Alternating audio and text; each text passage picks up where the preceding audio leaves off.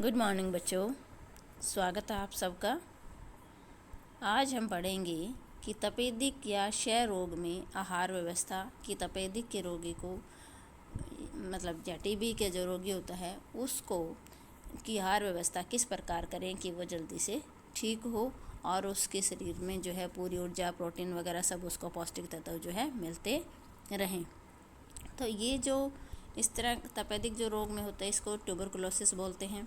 ये लंबे समय का जबर होता है। इस जबर में जो है शारीरिक तापक्रम जो है सामान्य ताप से कुछ अधिक होता है, कुछ ही अधिक होता है, मतलब थोड़ा, लेकिन क्या है कि यह जबर अधिक समय तक रहता है, लंबे टाइम तक रहता है। जैसे तपेदिक में रहता है, ट्यूबरकुलोसिस में रहता है। ताप हमेशा अधिक रहने से क्या होता है कि ऊर्जा की हानि होती रहती है, शारीरिक ऊतकों और कोशिकाओं की जो है टूट फूट होती रहती है। इसकी मरम्मत और नई कोशिकाओं के निर्माण के लिए हमें किसकी ज़रूरत पड़ती है? प्रोटीन की आवश्यकता जो है बढ़ जाती है। यह जो रोग होता है माइक्रोबैक्टीरियम ट्यूबरकुलोसिस बैसिलस के द्वारा होता है और ज़्यादातर जो है फेफड़ों का तपेदिक होता है।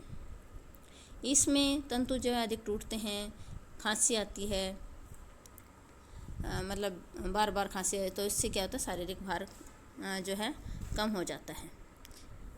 मतलब अब देखते हैं कि तपेदिक रोग के जो है लक्षण क्या होते हैं। कि इसमें क्या होता है, हल्का हल्का जबर जो है रहता है लेकिन लंबे टाइम तक रहता है, मतलब, और नाड़ी की जो है गति तीव्र रहती है, भूख कम लगती है, खांसी आती है, शारीरिक जो है भार कम हो जाता है। फेफड़ों में से कई बार क्या है कि ज़्यादा अगर खांसी के साथ जो है फेफड़ों में से खून निकलता है, छाती में भी दर्द होता है, खांसी के साथ बलगम आता है, उसमें जो है कई बार खून भी आ जाता है और रोगी को थकावट और आलस्य महसूस होता है।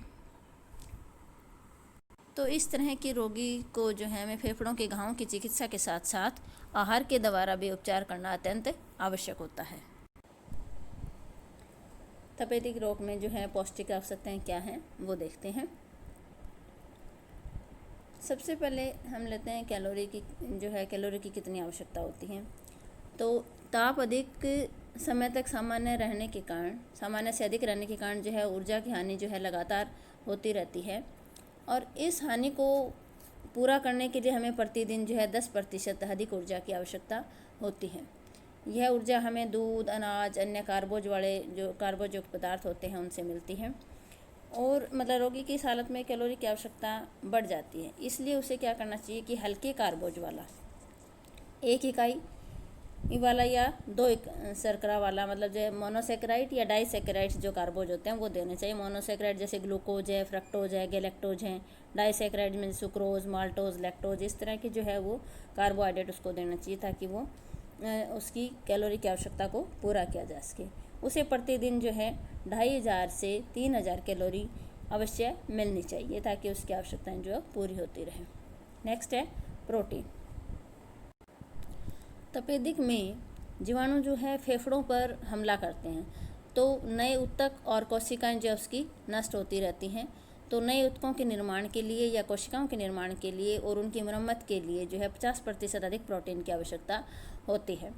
सामान्य रूप से उसे जो है 80 से 100 ग्राम प्रोटीन अवश्य देनी चाहिए, जो हम दूध, अंडे, मांस, मछली, दाल व मेवे आदि से उसको दे सकते हैं। तो जैसे ये प्रोटीन युक्त जो सॉफ्ट और कोमल आहार उसको देना चाहिए। कुछ एक ये उदाहरण है मृदु आहार के कि जो हम डाइट में उनकी शामिल कर सकते हैं। नेक्स्ट है खनिज लवण।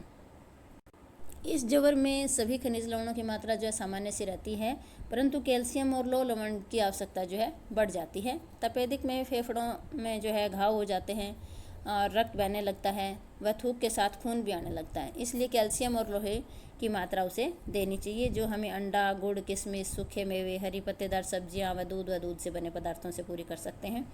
मतलब उसको प्रतिदिन जो है 1 लीटर दूध अवश्य देना चाहिए। यदि रोगी को फेफड़ों का टीबी है तो फेफड़ों में घाव हो जाते हैं, जिससे क्या है कि कैल्शियम की मात्रा बढ़ जाती है।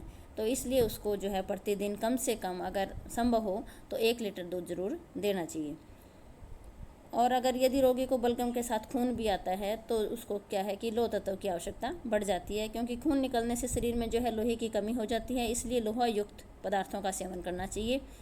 जैसे जो है फलों का जूस है, ऐसे में जो फल खा सकता है उसे वो फल भी देने चाहिए। और जैसे अंडा, गुड़, किशमिश, सूखे मेवे, हरी पत्तेदार सब्जियां, दूध और दूध से बने पदार्थ उसको अवश्य देने चाहिए। नेक्स्ट है vitamin. Vitamin A, vitamin C की जो है कमी हो जाती है, विटामिन बी की भी कमी हो जाती है, क्योंकि जो है रोगी के आहार में विटामिन ए की जो है हमें पर्याप्त मात्रा को बढ़ा देना चाहिए, क्योंकि जो कैरोटीन वाले पदार्थ होते हैं उसके शरीर में ठीक से अवशोषण न होने के कारण जो है विटामिन ए में परिवर्तित नहीं होते, इसलिए विटामिन ए की जो है मात्रा बढ़ जाती है। और विटामिन सी भी उसे अधिक मात्रा में देना चाहिए, क्योंकि जो है वो कोलेजन का निर्माण करने में सहायता करता है और संक्रामक रोगों से हमें बचाव भी करता है। ये हमें खट्टे रसदार फल या फलों के जूस से प्राप्त होता है। रोगी को विटामिन बी की मात्रा भी पर्याप्त मात्रा में देनी चाहिए, क्योंकि कैलोरी की आवश्यकता बढ़ने के कारण विटामिन बी जो है उसके चयापचय के लिए आवश्यकता होती है। नेक्स्ट है कि रोगी को जो पौष्टिक आहार देने के लिए सामान्य आहार में हम कैसे कैसे परिवर्तन कर सकते हैं, कि उसके आहार में हम वसा की मात्रा कम होनी चाहिए, मलाई रहित दूध होना चाहिए, फल और सब्जी जो है अधिक देने चाहिए, मतलब जो हम खाना दे रहे हैं उसको जो है मृदु आहार देना चाहिए, जैसे भाप या उबला हुआ बनाया हुआ, उबाल कर बनाया हुआ खाना दे सकते हैं। तरल आहार ज़्यादा देने चाहिए, प्रोटीन और विटामिन जो है युक्त आहार ज़्यादा देना चाहिए, और आहार ऐसा हो जो हल्का और सुपाच्य हो। अब यहाँ जो है क्षय रोग से ग्रस्त व्यक्ति की एक दिन की आहार योजना दी हुई है।